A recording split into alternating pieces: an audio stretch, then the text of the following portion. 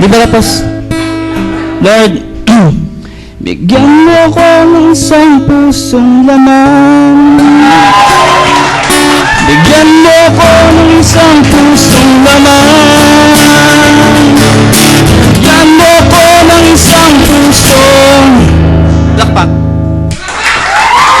laman.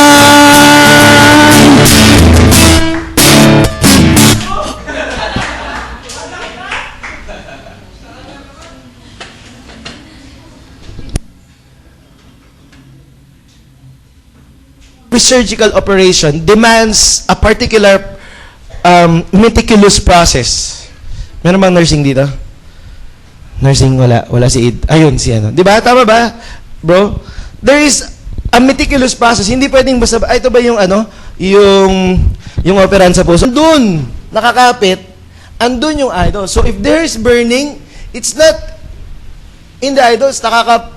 Nakakapang-inis pa ng mga tao yan eh. Andiyan ba kayo? Andun sa puso. Dapat yan yung sunugin. Dapat yan yung mag-burn para sa Panginoon. So that the impurities will be gone. Sabi sa Proverbs chapter 17, verse 3, the crucible, hindi ho crucible ha, vitamins yun. The crucible for silver and the furnace for gold. Both the crucible and the silver requires fire. Yung crucible, doon nilalagay po yung silver. Pag pinainitan nyo ng apoy, aangat yung mga impure parts ng silver. Tapos tatanggalin po ng silversmith. Pag tinanggal ng impure parts, matitira yung pure silver. So that after the process of purifying the silver, you will have a 100% pure silver. Walang peke. Hindi sterling. Bagyo. 99%. Hindi takot sa suka. Yun hindi. Pure. It requires fire. Ganon din po yung gold. Ano naman ginagamit sa gold? Pugon. Yung mga pangit niyang bahagi. At nakikilala ng goldsmith. And then, the goldsmith will remove it so that the gold will be classified as pure gold. Ganon din po yung mga puso natin. Padadaanin sa apoy. Mamaya po, after this, meron po diyang apoy sa baba. We will have an altar call of the heart. Anong apoy? The Lord will place you in circumstances that will reveal what is in your heart.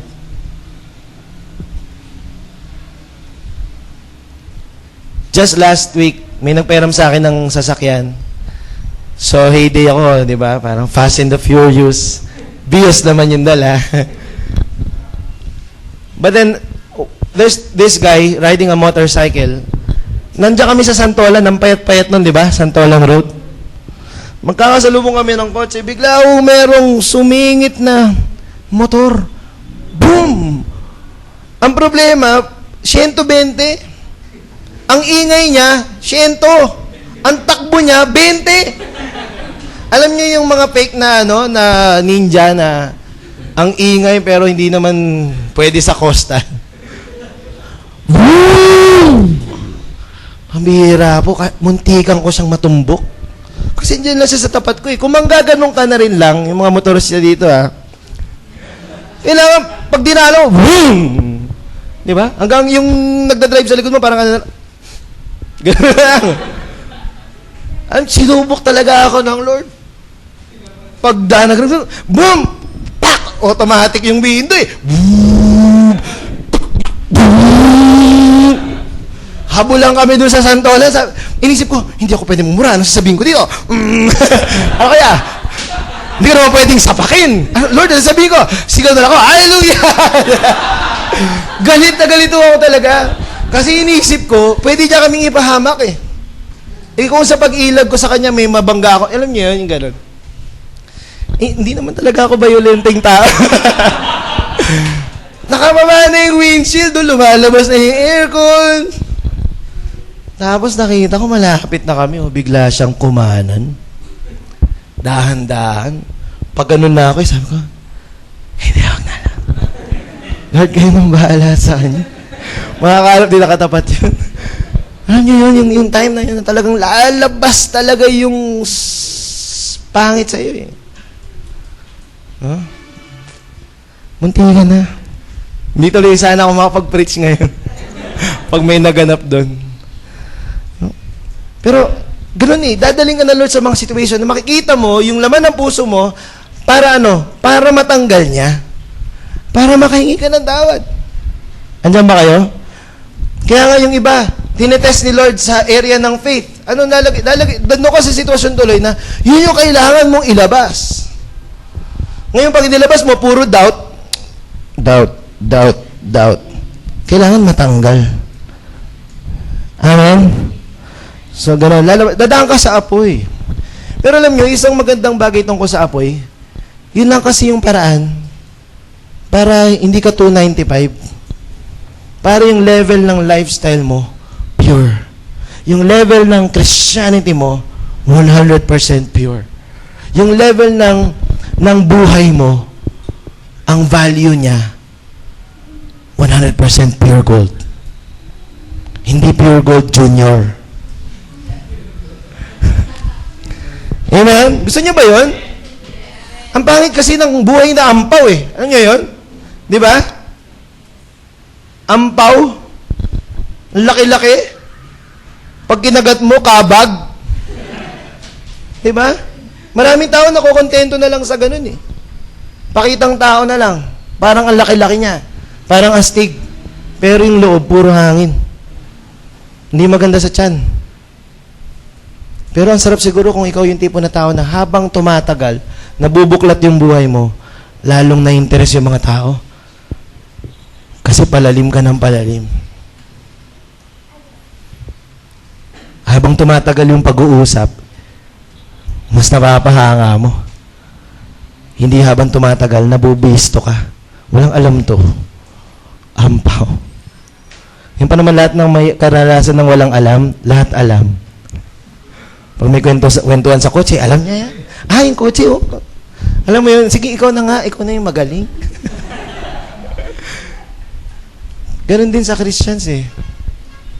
Hindi kasi kayang isustain ng Christianity yung pagpapakitang tao. Amen? Hindi baling dumaan ka sa apoy. Wala pa pong napakasarap na bake na cake na hindi dumaan sa tamang init. Gusto mo yung, ikaw yung tao na, you're the design of God, lalabas sa buhay mo. Huwag mo ayawan yung oven. Amen? Huwag mo ayawan yung test, yung pagsubok. Kasi ang pagsubok, hindi yan para kay God. Hindi ka tulad sa school, para makita ng teacher kung okay ka. Kasi alam naman ni Lord yung kondisyon ng puso mo, subukin nga man niya o hindi. Amen? Kaya nga si Job sabi niya, sige, subukan mo, huwag mo lang patayin. Kilala niyo si Job? Yung tinubuan ng sandamakmak na mga pigsa? Boils all over his body, uupo siya, hindi komportable, hihiga siya, masakit. Lahat, pati kilikili niya, lahat mayroong boils. Tinagtad. Pero lakas ang loob ng Lord. Sige, subukin niyo yan. Akin yan. Pambato ko yan. Gusto mo pambato ka ng Diyos? Amen? Yun ang masarap. Yung si Lord confident. Subukin mo to. Hindi mo kaya yan. Hindi bibigay yan. Sarap siguro ng gano'n, no? Pag naghahanap ng pambato ang Lord, hinanap niya, si Dan! Ha? Amen? Babanggitin ka. Sabi ni Lord, dun, kwento ko lang sa inyo, sabi niya kay Job, sige, sabi ni Lord dun sa demonyo, kay si Satan nagpaalam Sabi, sige, wag mo lang siyang papatayin. Pwede mong kunin ang lahat ng sa kanya. Kinuha lahat ng yaman niya by the minute.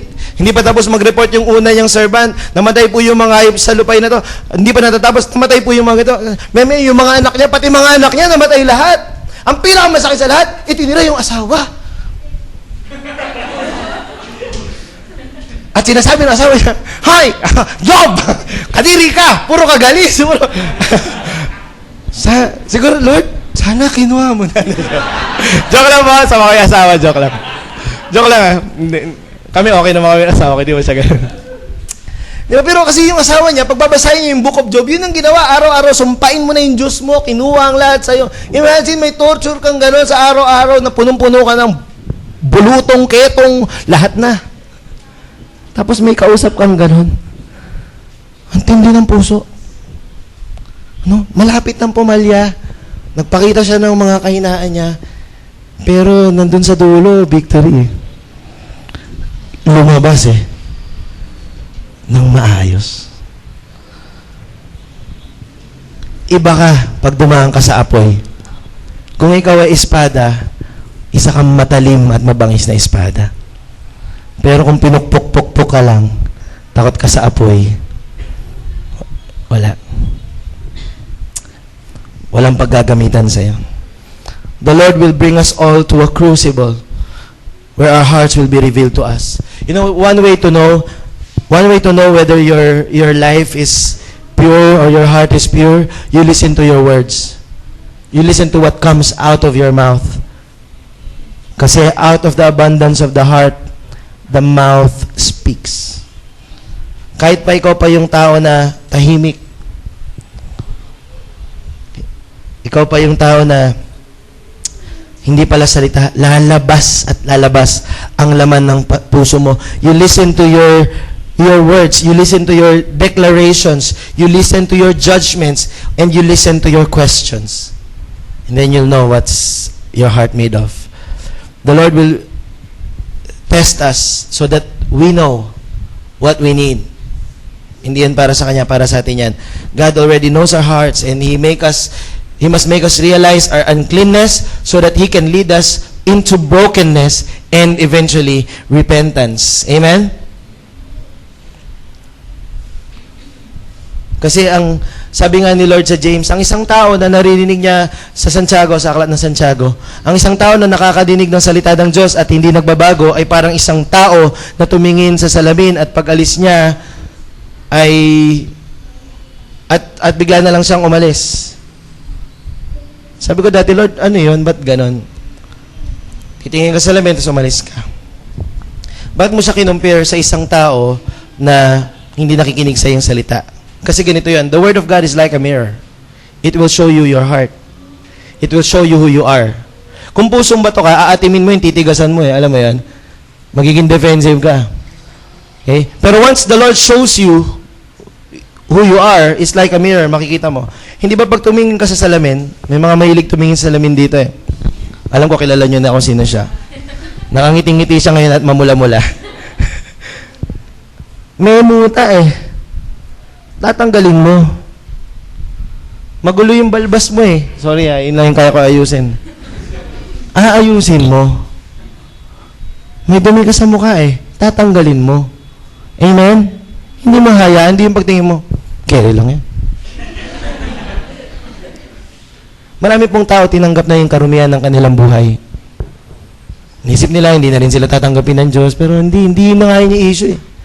Sabi na nga ng Lord, carry ka niya, kaya ka niya. Amen? He will remove your heart of stone. Pero kailangan marunong ho tayong mag-respond sa Panginoon. Let's have a heart of flesh. Step 3, I will give you a new heart and put a new spirit in you. Ito, operasyon na. I will remove from you a heart of stone and give you a heart of flesh. There must be a great exchange. You must trade your heart of stone so that He can give you a heart of flesh. Pagkaloob mo kay Lord, wala pa ako nakitang ganito kagandang deal eh. Alam niyo po, nagbabuy and sell din ako, no? Ang dami kong mga ganyan eh. Wala pa ako nakita na, sige, yung pusong bato kapalit ng pusong laman. Di ba? Parang, sige, halimbawa, DSLR camera, yung deal. Sige, bigyan mo ko ng DSLR camera, tapos, magdala ko dito yung libre dati sa, Kodak, yung plastic na merong film pa. Palit tayo. Walang ganun exchange. Ang kadalasan ng exchange sa mundo, kung ano yung halaga nun, yun din yung kailangan mong pagbayaran. Tama? Pero ito, ang ganda eh. Akin na yung bulok sa itong bago. Di ba? Ang lupit ng Lord eh. The Lord cannot add another heart. Hindi pwedeng walang exchange. Hindi pwedeng, Lord, sige, usog ko lang ng konti yung heart of stone. Kailangan ko pa to eh. Ilagay mo yung heart of flesh dito sa tabi. Marami nang namatay dyan. Yung dalawang tumubong puso. Di ba? Andiyan ba kayo? Di ba? Delikado yun. Dalawa puso mo. Kaya kung kakanta-kanta ka, ingatan mo, baka marinig ka ni Lord. Bigyan ka. Sana dalawa ang puso ko. Boom!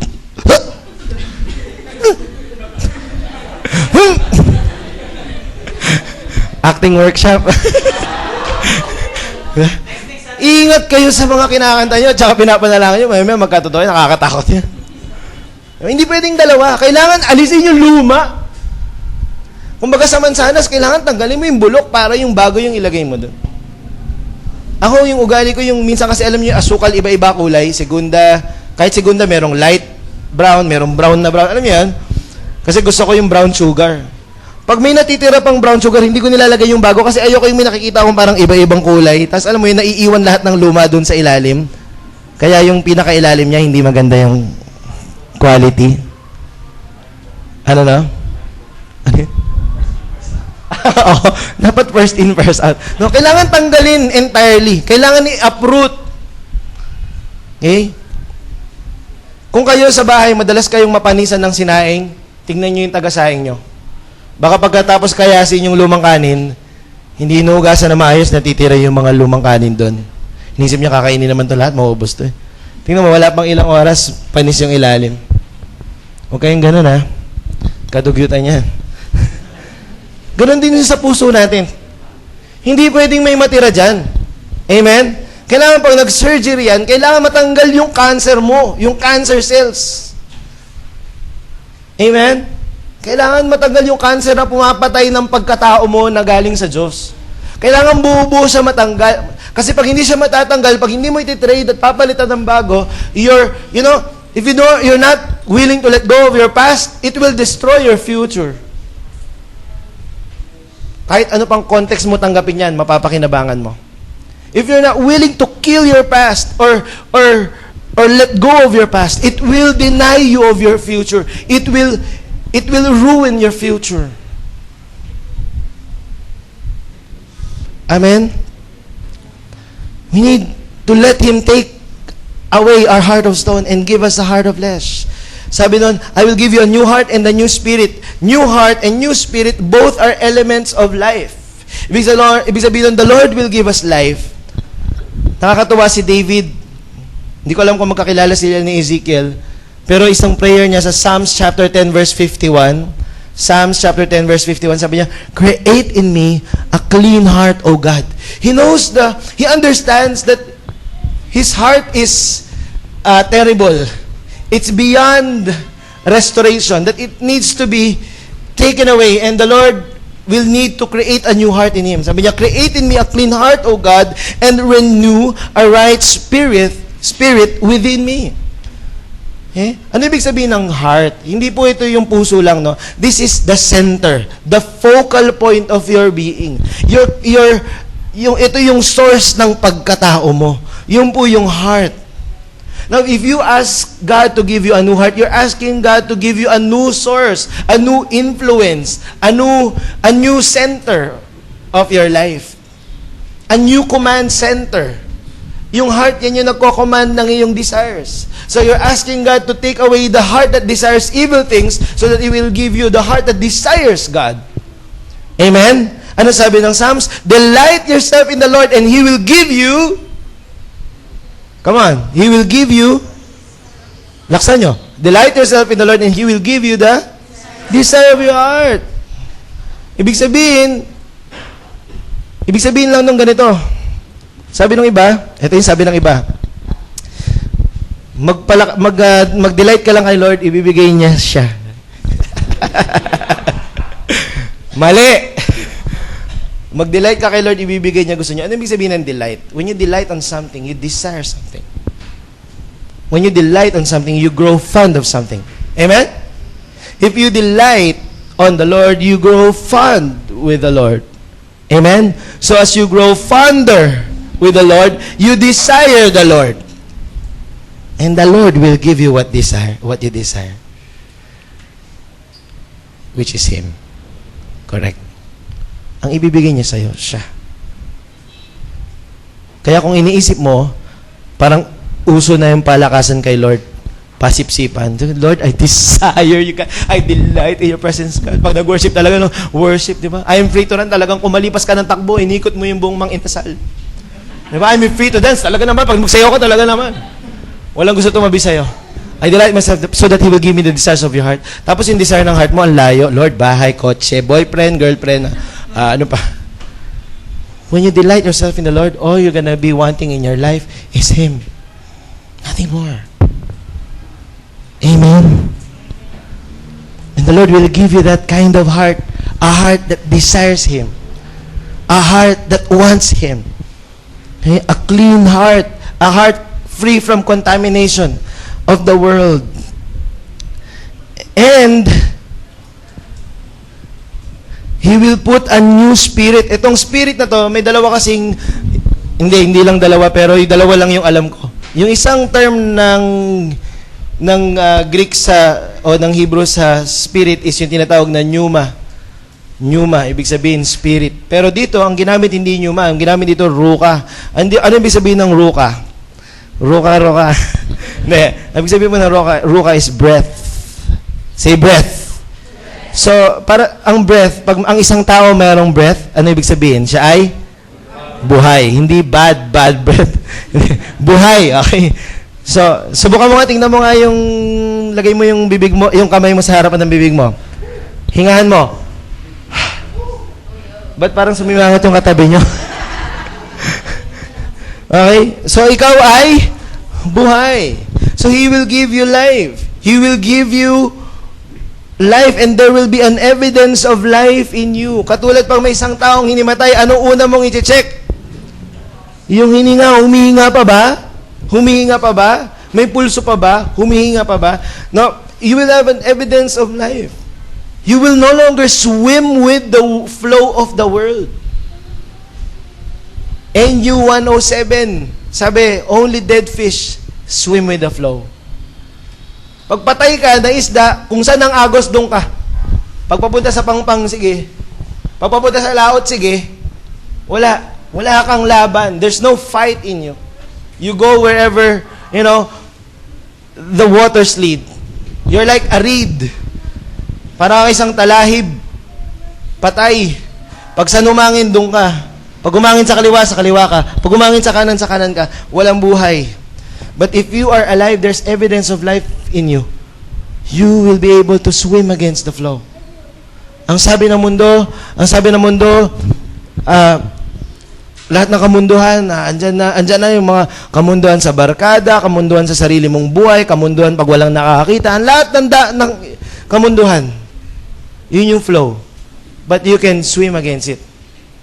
Kung gusto mo, backstroke pa. Lupit. Butterfly. Hey, there is evidence of life in you. Okay? Your fight is restored in you. Alam niyo yung isang tao na ang dami ng talong nangyari sa buhay niya at ayaw nang lumaban? Di ba? Sa dami ng kabiguan, naduwag na. Pero pag binigyan ka ng Panginoon ng bagong puso, mag-aangas ka na naman. Sabi mo nga sa katabi mo, mag-aangas kang muli.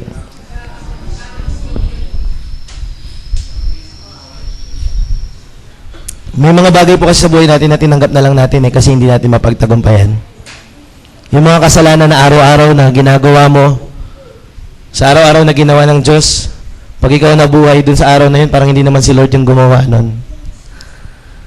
Tapos parang inisip mo, wala, talagang gano'n na yun. Basta ayusin ko na lang yung devotion ko, ayusin ko na lang ibang ginagawa ko sa Panginoon. Mag-church pa rin ako, pero ito na talaga yan eh. Tinanggap mo na. Tinanggap mo na yung ugali mo, tinanggap mo na yung kahinaan mo. Pero pag pinalitan ng Lord yung puso mo, magkakaroon ng hininga yan. Magkakaroon ng buhay. Lalaban niyang muli. Maniniwala siyang muli na kaya mo pang magtagumpay. Ang maririnig mo, ting-ting, round 2. Yung iba sa inyo, ting-ting, round 2004. Pero okay lang. May laban ulit. Waiting for that knockout punch. Babawi ako. At hindi ako magpapa-knock out muli. That's better. Amen? Than 3 failures that made you a coward or you lose your entire fight in those 3 failures. Hindi bali yung 1,000 failures. But you have your 1,001 round. And you just feel that this time, you're gonna win. You're not gonna lose the fight. Amen? Okay. Okay, that spirit, it also talks about an attitude. Bibilisan ko na po. That spirit also talks about an attitude. Hindi lang siya Holy Spirit or Spirit of life. It is also an attitude. It is about a passion, willingness, or courage, ability to take risks again, ability to, make a promise again. Di ba, minsan sa dami ng pangako mo na hindi mo natutupad, ayaw mo na mangako. Lord, hindi na talaga. Kinabukasan, ting! Yeah? Tapos sabi mo, Lord, hindi na talaga, ayaw ko na talaga. Kinabukasan, ting! Ano ito yung mahirap eh. Alam niyo naging application, conclusion niya at conviction niya, hindi na ako mangako, Lord. Next. Parang ganda pakinggan, pero mali eh. Wala nang laban. Pero, when the Lord puts a new spirit in you, you will have an attitude of a conqueror. Lalabang kang muli. Mag-aangas ka na naman. Meron ka ng mga dreams na, Lord, ang Quirino High, talaga naman, babaguhin mo at gagamitin mo ako. Amen? Amen? Babalik yung laban eh. There will be passion again. And you will persevere again. The Lord will take the heart of stone and give you a heart of flesh. What is a heart of flesh? 3 bagay lang po bago tayo mag-end. Ito ay pusong malambot sa udyok ng Panginoong Diyos. Okay? Kabaliktaran ng pusong bato, ang pusong laman ay binigay sa atin ng Diyos. Hindi tayo ang magkakaroon, hindi tayo meron nito ha. Binigay sa atin ng Lord ni Christ na may kakayanang dumama. Hindi ito manhid sa mga kasalanan.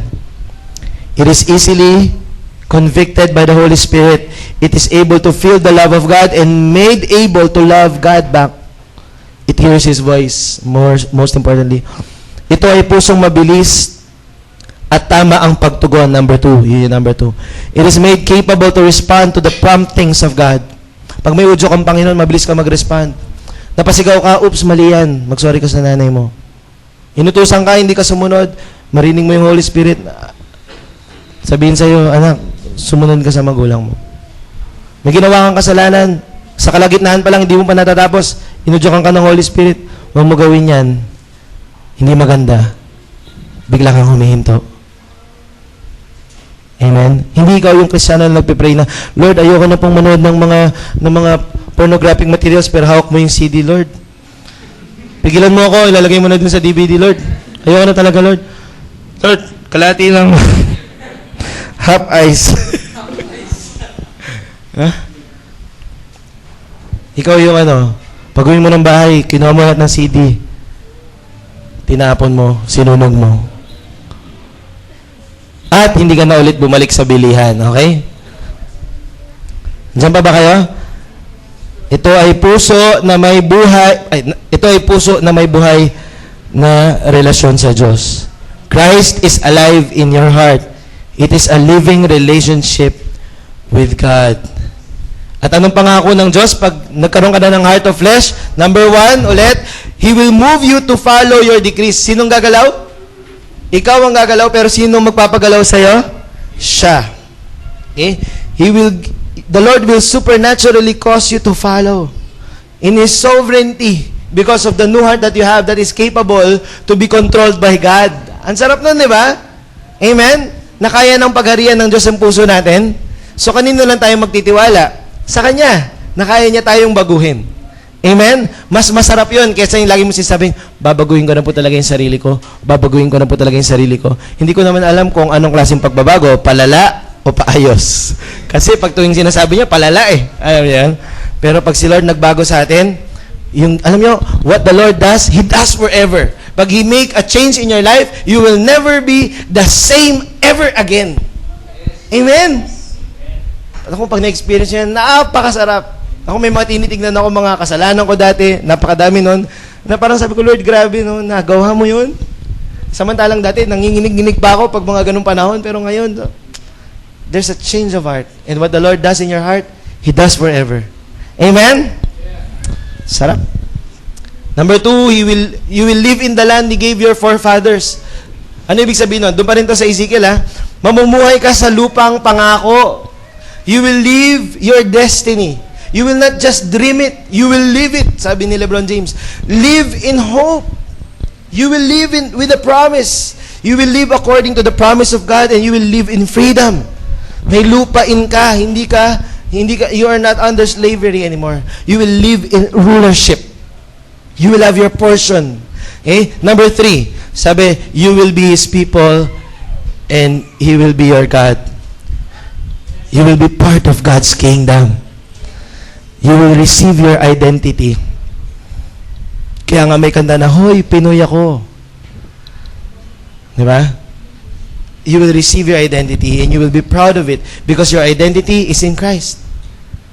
Hindi sa demonyo. Hindi sa mundo, kundi sa Panginoon. The position of the heart always comes first before the activity of the hands. Once the Lord takes you into His kingdom, you will live in a kingdom perspective and mindset and behavior. You are part of an unshakable kingdom. Kaya mahalaga na maging tayo yung tao niya at siya ang Diyos natin kasi yung kaharian niya ay hindi natitinag, hindi nauuga, unshakable, led by an unchanging King. Hindi nagbabago. Hindi nagbabago. There is no shadow of turning with God. Kung sino siya nung una mo siyang makilala mo kung paano niya ni-reveal yung sarili niya sa'yo, yun pa rin siya. His words, they never change. His character, they never change. He's the same yesterday, today, and forever. You will live a life of faith and not of doubt. Because you belong to a strong kingdom, yung faith mo kay Lord mas matibay at hindi ka magiging pala duda or a life restored and no longer broken. Imagine belonging to a royal family. The family of God. Hindi ba mabubuo yung ating self-esteem? Amen? Ikaw bahagi ng pamilya ng Diyos. And you will live a full life lacking nothing. Now, let me end with this. Before we pray and sing a song. In every heart transplant, we need a donor. Amen? In every heart transplant, we need a donor. And for that donor to be able to give his heart, he needs to die. Tama? Para makapag-donate siya ng puso niya, kailangan niya mamatay. Either way, before he donates his heart or after he's dead. And Jesus died for us so that we can receive a new heart. The new heart that God is telling us in the book of Ezekiel is none other than the heart of Jesus. And that heart of stone, yung binigay natin sa Kanya, yung tinrade natin, pinagpalit natin sa Kanya na heart of stone, that's the heart that He carried in the cross of Calvary. Yung puso nating marumi, yun yung bitbit niya doon. Yung bitbit niya doon, hindi yung puso niya. Kasi yung puso niya, ibinigay niya sa atin. This is not something melodramatic for the sake of the Holy Week. No, it's the truth. The Father needs to see our evil hearts in Jesus, our filthy hearts in Jesus, so that when the Father looks at our hearts, He will see the righteous heart of His Son. That's the only way we get reconciled with God the Father. That's the great exchange. So if I would rephrase Ezekiel or make a conclusion or summary, I would just say this. I will send my Son. He will remove your impurity and save you because you are helpless to save yourself. And He's gonna die so that you live. Let's all stand.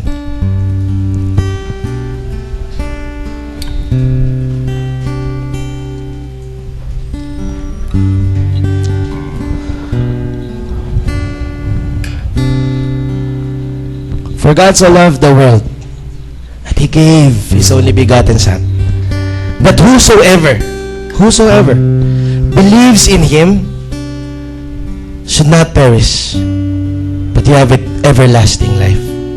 The heart that you receive from the Lord is an eternal heart. It lives eternally. It lives continually. It has conquered death, the most powerful enemy, because He lived again. Today as a nation, we commemorate the resurrection of Christ. And that makes our faith sturdy, stable, and true. Tayo lamang po ang merong Savior who died and rose again. Tayo lang may ganyan.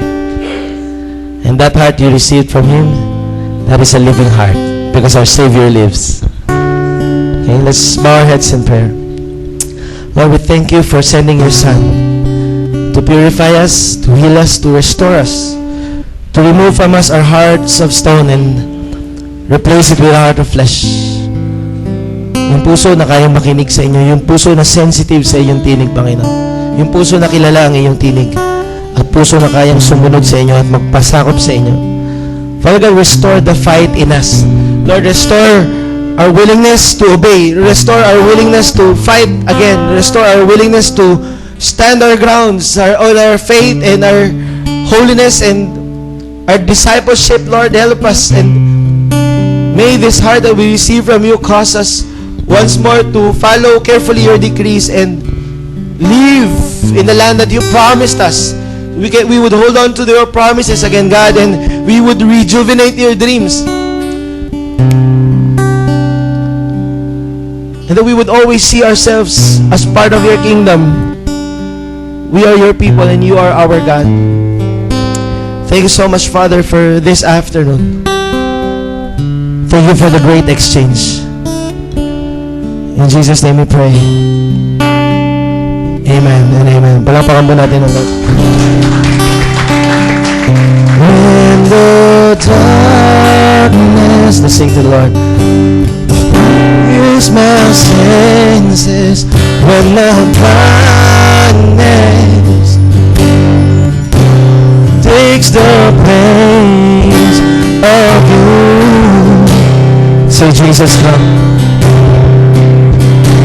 Jesus, come. Oh, when my burden will keep me doubting, when my memories take the pains of You.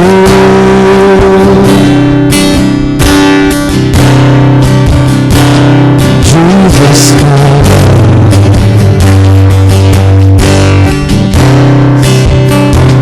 And I'll follow You there to the place where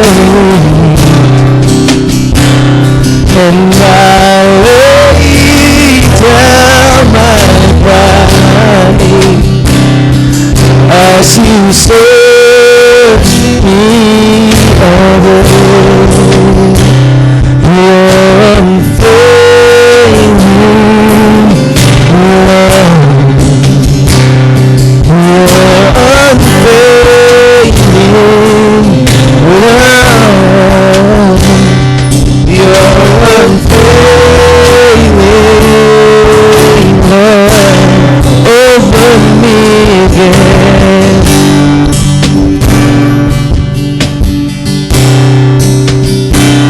And I'll follow You to the place where we meet, and I'll lay down my pride as You search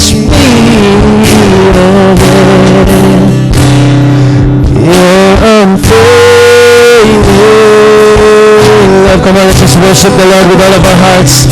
You're unfailing.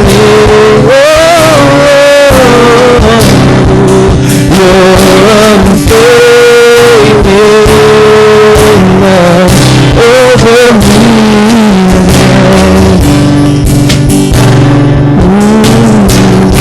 You're unfailing love. You're unfailing love. Never failing. You're unfailing love. Never failing love over me again. For the last time. You're unfailing love. Never gets tired of me. Never gets tired of me. You're unfailing love over me again. Come on, let's just love the Lord and give Him a clap of praise. Hallelujah.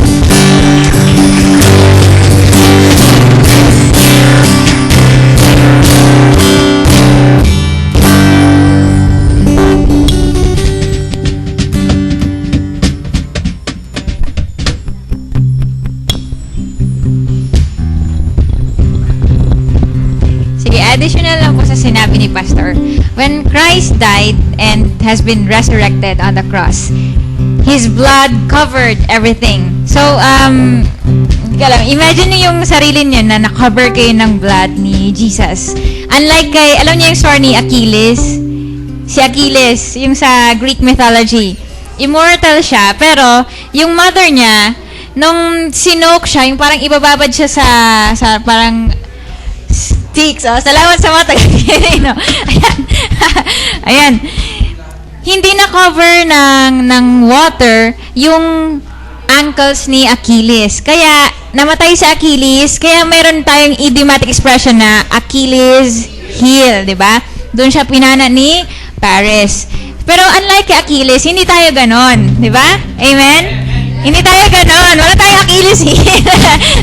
Okay? Lahat na cover ng blood ni Jesus. Ayan. So, today we are very thankful na we have that risen God. Ayun. So, sa lahat ng thankful today, ready na bang mag-give ang lahat ng thankful today kay God? Ayan. Sige. Ready na ba? Ready na ba? Ayan. So, let's give po.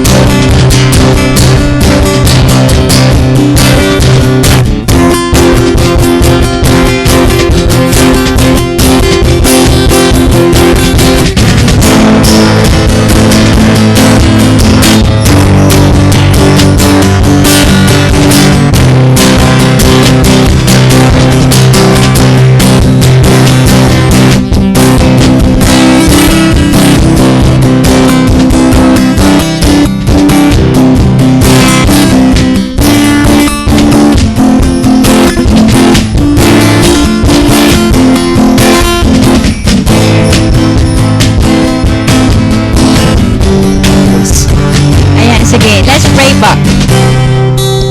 Lord God, we thank you, Lord God, for coming into our lives, Lord.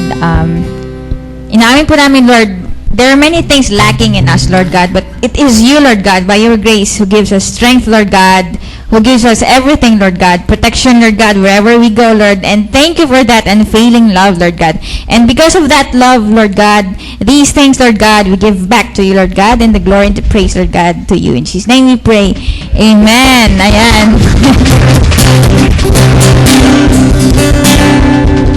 Ayan po, sabi po ng kanta, I am free to run, I am free to dance, I am free to live for you. Naalala ko po, may nagsabi pong isang preacher, sabi niya, yung mga may nag-iinuman. Inuman siya. Para inom ka naman, ganyan. Ba't juice naman yung iniinom mo? Ganyan. Sabi niya, kumakain ba ako? Umiinom din naman ako. Naging sarcastic. Ayun. Pero yung point po doon, sino nga ba yung totoong free? Itong laging umiinom, laging sumasama sa mga gimmick, hindi siya free kasi ini-invite siya. Uy, na Saturday na. Ano na pare? 'Di ba kasama ka naman sa team? So, free ba siya? Napipilitan siya, hindi ba? Kasi nga barkada niya sila. Ayun. So, tanungin niyo yung mga sarili ninyo, sino nga ba ang totoong free? Pag naglalasing ka ba, mas free ka ba? Pag nagaganto ka ba, mas free ka ba? Tanungin niyo yung sarili niyo. So, ngayong araw na to, sa lahat ng mga Christians na nandito, ayan, i-offer po natin sa kanila, galing kay God, ang freedom na nanggaling mismo kay Lord. Kaya tatawagin po natin yung ating mga first-timers. Ayan, dalawa po daw sila. Sino po sila? Ayan. At saka, tinatawagan din po natin yung family ni Ate Jam na mag-come over dito po sa ating stage.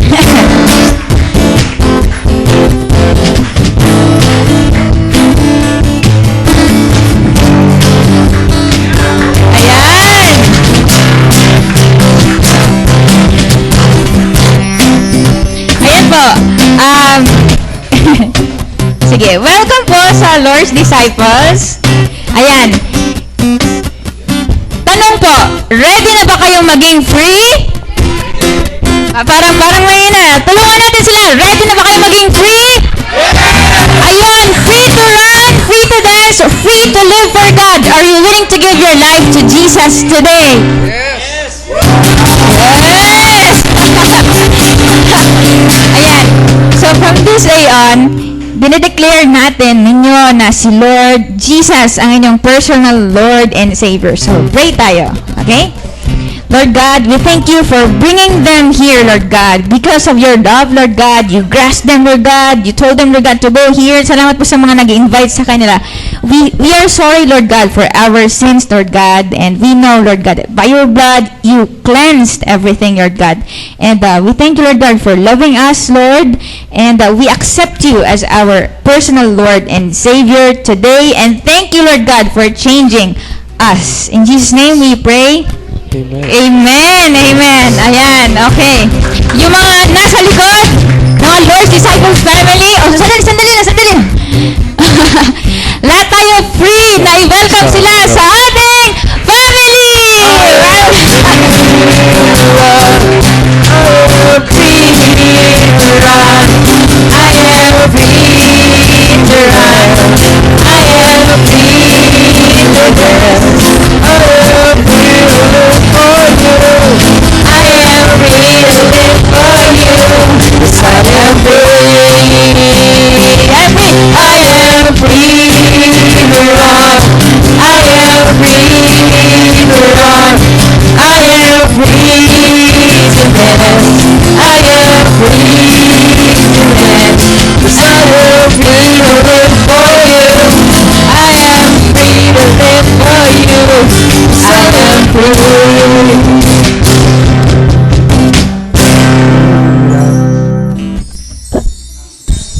Okay, hindi pa tayo tapos? Hindi pa tayo tapos kasi meron akong gustong ipapanood sa inyong video. Meron akong lahat ng attention dito, please. Wala mo naman kawentuhan. Okay, lahat ng attention dito. Meron akong ipapanood sa inyong isang video. Maikli lang to. Okay, i-promise ninyo na papanoorin nyo mabuti. Okay.